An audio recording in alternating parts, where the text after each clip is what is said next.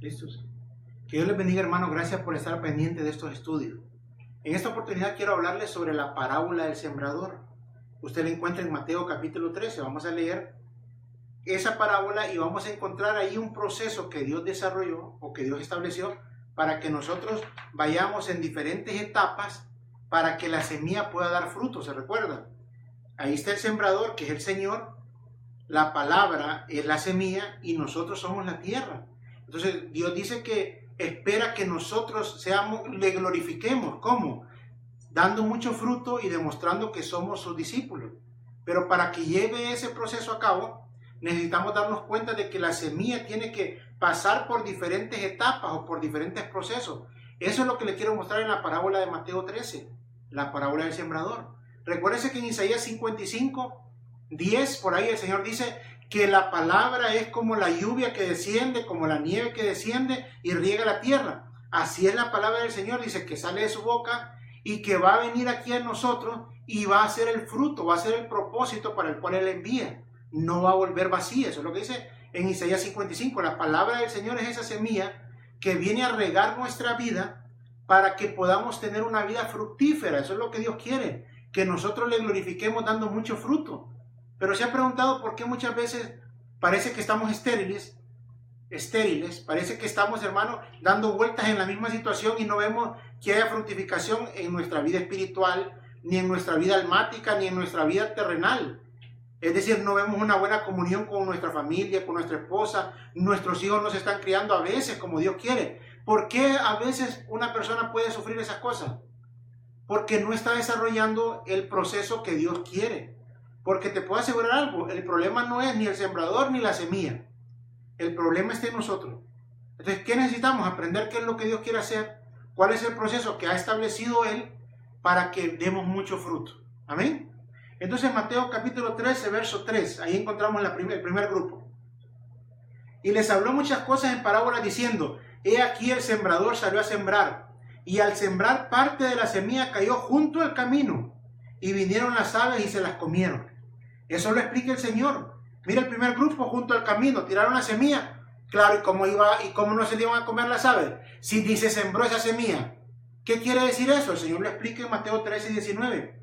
A todo el que oye la palabra del reino y no le entiende, dice, viene el maligno y arrebata lo que fue sembrado en su corazón. Estos son aquellos que fueron sembrados junto al camino o que estaban junto al camino. ¿Me entiende el problema? No entendían. ¿Qué no entendían? No entendían la palabra. Cuando uno no entiende la palabra del Señor, entonces todo lo que las semillas que Dios nos esté dando, por forma de prédicas, por forma de que leemos la palabra, de cualquier forma que sea, esas semillas se pierden. ¿Por qué? Porque nosotros no entendemos la palabra. El enemigo llega y la arrebata. Eso es lo que dice Mateo 13 y 19. Entonces, ¿qué necesitamos nosotros en esta primera etapa aprender? Que a menos que entendamos la palabra, no vamos a pasar de ahí y vamos a estar dando vueltas y vueltas en la misma situación. ¿Y cómo pasamos de eso, hermano? Hechos capítulo 8, verso 30, encontramos la clave. Ahí está Felipe y el eunuco. Cuando Felipe se acercó corriendo, le oyó hablar al profeta Isaías y le dijo, ¿entiende lo que lee? Le pregunto yo, ¿entiende lo que le dicen, hermano? ¿Entiende lo que usted lee? ¿Entiende lo que usted oye? ¿Por qué? Porque a veces nos pasa como el eunuco y le respondió, ¿cómo podré a menos que alguien me enseñe? Entonces, ¿qué necesitamos, hermano? Ser enseñado. Entonces Felipe abrió su boca y comenzando desde esa escritura, le habló el evangelio de Jesús. Y mire, llegaron a un lugar donde había agua y el eunuco le dijo, ahí hay agua, ¿qué me impide ser bautizado? Si crees con todo tu corazón. Y él le dijo, creo. ¿Sabe qué pasa, hermano? Cuando nos empiezan a enseñar la palabra, ¿de qué habla esto? Del discipulado. La primera etapa, hermano, que debemos entender que hay que llevar a cabo es el discipulado. El Señor en Mateo 28 nos envía y nos dice la gran comisión, ir y hacer discípulos, bautizándoles en el nombre del Padre, del Hijo y del Espíritu Santo. Pero después dice, enseñándoles a guardar todas las cosas que yo les he enseñado. Entonces, ¿qué es lo que nos está hablando de la primera etapa? El discipulado. Hermano, si no está siendo enseñado, pero no estoy hablando, hermano, de un cursito de 3 meses que te bautizaron y te dijeron, ya eres discípulo. No, hermano. Estoy hablando de un proceso permanente, donde tú vas a conocer intelectualmente, pero por experiencia, y después vas a entender la palabra. A menos que nos hagamos discípulos que tomemos las instrucciones del Señor de ser discípulos, que tomemos el ejemplo del libro de los Hechos de la iglesia del principio, que solo discípulos había, a menos, hermanos, que hagamos eso, vamos a estar dando vueltas y vueltas engañados en una vida religiosa. Pero la verdad, necesitamos ser discipulados. Si usted está, hermano, en un lugar donde el discipulado no es fundamental, le quiero decir, esa no es una iglesia con sana doctrina. Y va a dar vueltas y vueltas con doctrinas de hombre y lo van a mantener ocupado en esto y lo otro. Pero su vida espiritual no se va a desarrollar. ¿Por qué? Porque el único método que estableció el Señor es por medio de la palabra. Y la primera etapa en ese proceso es ser discipulado. ¿Qué diferencia es cuando uno encuentra una congregación donde el fundamento es la palabra y donde el proceso principal es ser discipulado toda la semana? Hermano, eso es una cosa increíble. La gente llega a tener una convicción y un conocimiento y como dice el eunuco, hey, yo quiero hacer como acabo de leer. ¿Por qué? Porque nos damos cuenta de qué poderoso y qué efectivo es la palabra. Pero si nosotros no ponemos por obra la palabra, no vamos a pasar del primer proceso. Por mucho que nos digamos cristianos, que nos pongamos un rótulo, que nos digan ancianos, siervos, lo que usted quiera.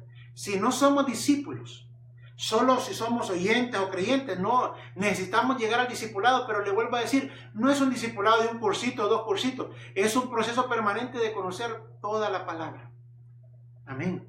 Entonces, mire, cuando nosotros empezamos a progresar ahí, dice Juan 15:8, que era lo que le decía al principio, en esto he glorificado a mi Padre, en que deis mucho fruto y probéis que sois mis discípulos. El discípulo siempre da fruto. El discípulo es transformado, pero el discípulo sabe que hay una cruz que cargar.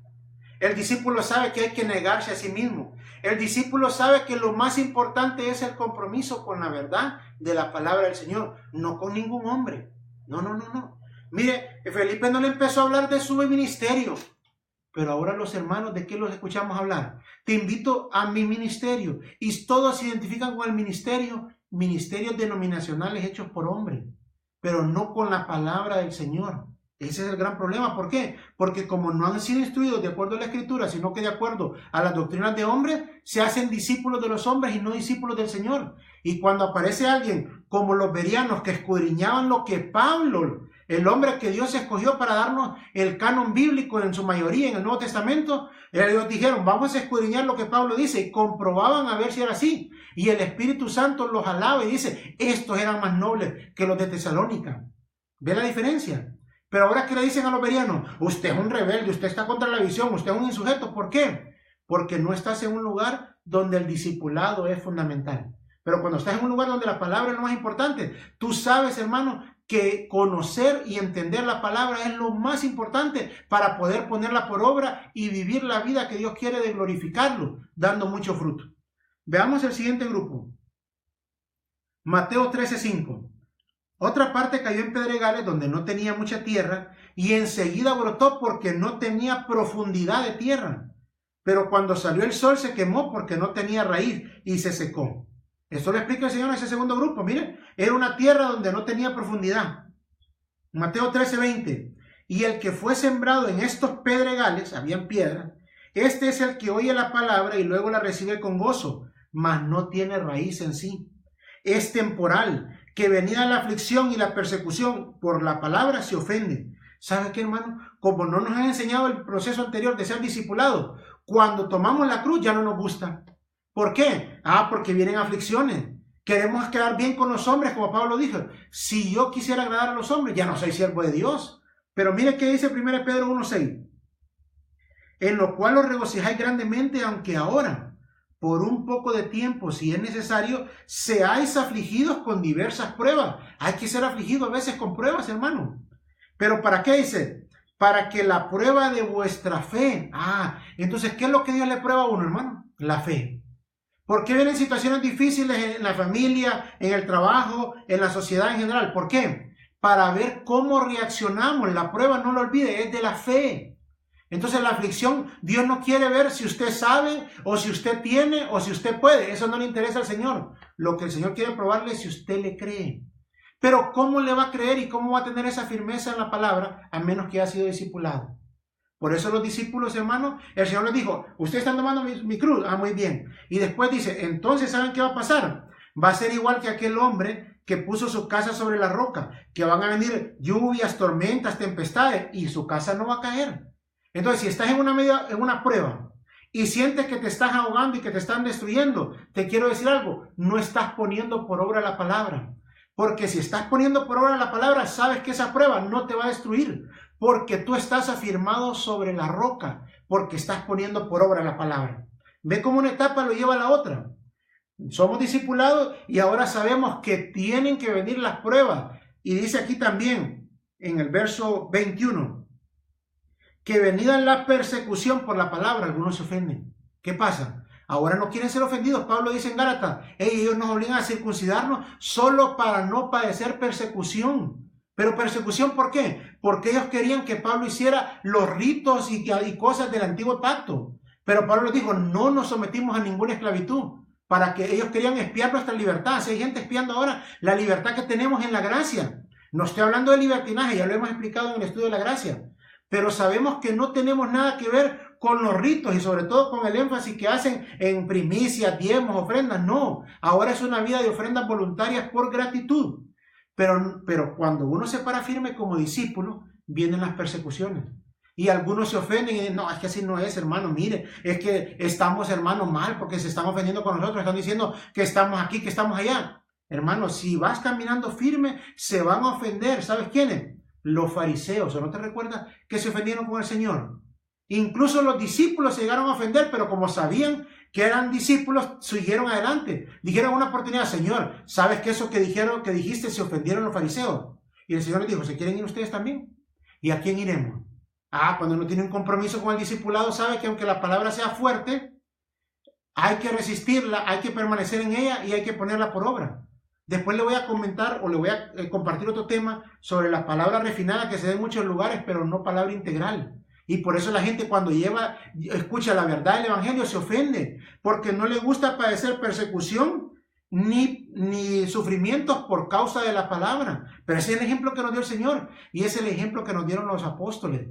Ejemplo nos dio el Señor para que sigamos sus pisadas. Dice que cuando sufría no abrió su boca, es decir, no se estuvo quejando con los hombres, no, sino que se encomendó a Dios. ¿Por qué? Porque sabía en quién había creído, sabía la obra que tenía que hacer. Entonces el segundo grupo es, vienen aflicciones, vienen pruebas. ¿Y sabe qué añade en Lucas? Lucas 8:13. Aquellos sobre la roca son los que cuando oyen reciben la palabra con gozo. Estos no tenían raíz profunda. Ese es un verso paralelo. Creen por algún tiempo y en el momento de la tentación sucumben. Te voy a explicar aquí bien importante esto. Estamos en la segunda etapa. ¿Sabe qué es la tentación?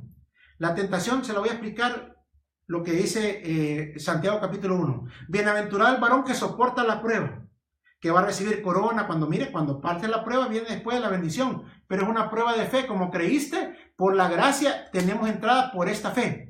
Pero dice ahí mismo, pero nadie diga cuando es tentado que es tentado por Dios. Pero ¿cómo? ¿Y no viene hablando de la prueba? Sí, porque la prueba, en griego, prueba y tentación es la misma palabra.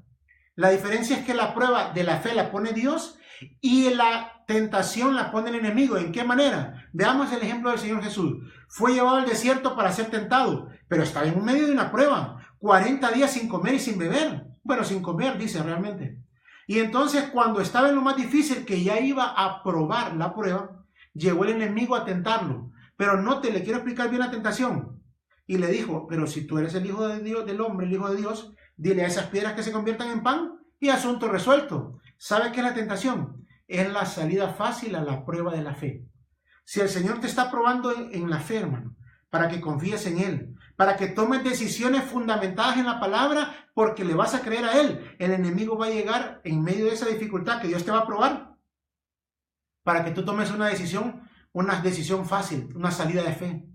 Yo le conté hace un poco en unos videos, cómo cuando estábamos con mi esposa hace unos 12, 13 años, en una situación difícil, pero creímos en la palabra. Yo le dije, fíjate que el Señor dice que la mujer debería estar en la casa enseñando a los hijos, porque es lo más importante para el Señor, los hijos. Y entonces tomemos esa decisión, no nos alcanza la economía, pero creámosle a la palabra. Y miren, después de eso, me parece, hermano, que nos quitaron la energía eléctrica el otro día.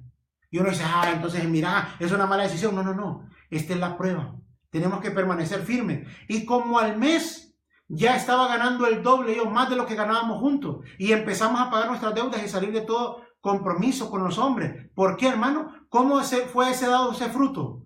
Porque aprobamos en medio de la prueba ¿de qué? De la fe. Dios no quiere ver si tú tienes, si tú puedes, si tú sabes. No, lo que Dios quiere es saber si tú le crees. ¿Pero le crees a qué? A su palabra. Pero ¿cómo van a creer? Dice allá, si no escuchan la palabra, si no es quien nos la explique. Si no somos discipulados, nos va a costar creer. Si a los discípulos los regañó el Señor porque les decía que eran hombres de poca fe, ¿cuánto más la gente que son los oyentes? Necesitamos ir al discipulado, permanecer en la palabra y saber que en medio de las aflicciones, de las persecuciones o de las tentaciones, vamos a permanecer firmes sabiendo que ese es el proceso que Dios estableció para que la palabra pueda hacer su obra en nosotros y podamos dar el fruto al 100%.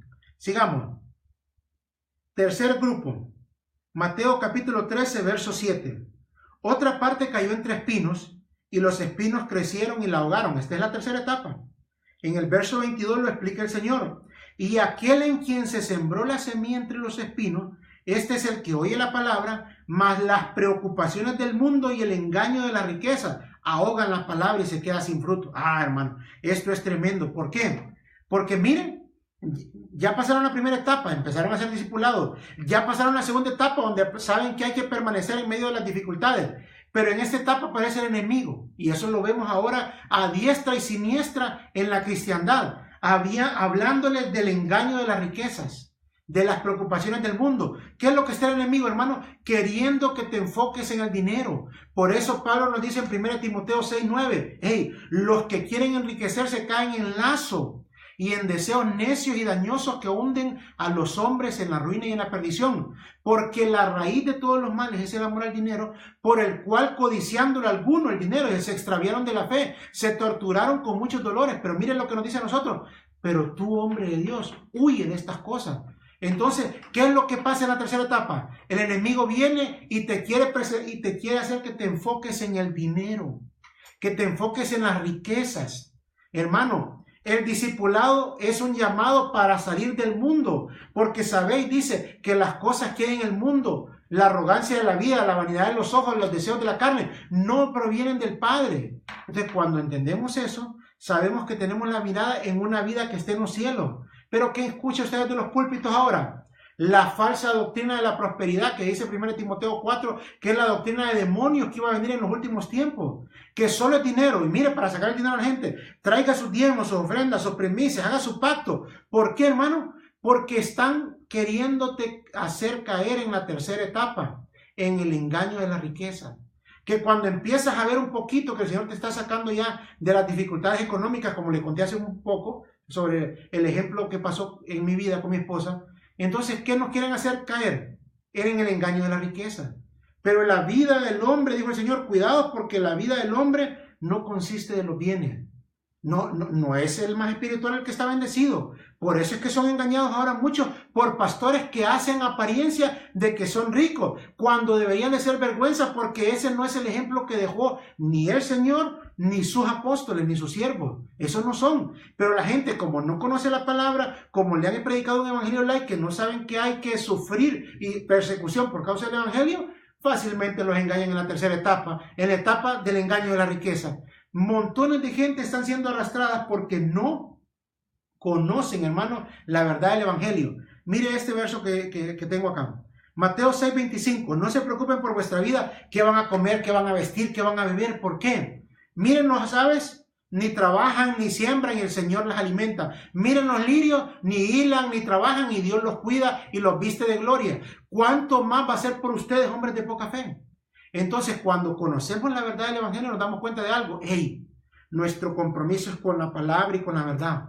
El Señor tiene cuidado de nosotros. Él dijo, no te dejaré ni te desampararé. Y entonces Él empieza a suplir nuestras necesidades. ¿Por qué? Porque nosotros estamos dejando que la palabra haga la obra en nosotros.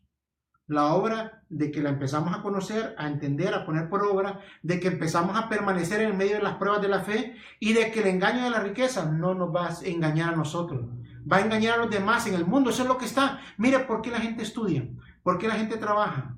¿Por qué hace la mayoría eso? Por dinero. Usted piensa que alguien, no se ofenda a nadie conmigo, va a la universidad a estudiar y a estudiar, por ejemplo, medicina, porque quiere ayudar a la gente enferma. No, hermano.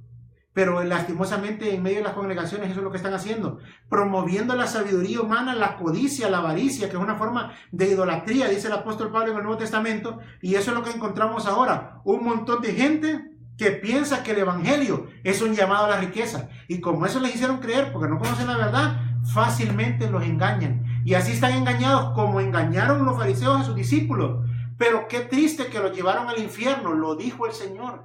Hermano, despierta. Si estás en un lugar donde el discipulado no es fundamental, pues búscate otro lugar. Ay, hermano, pero es que aquí nací yo, es que aquí conocí, viera que tengo amigos. Pues con todo y amigos te puedes ir al infierno.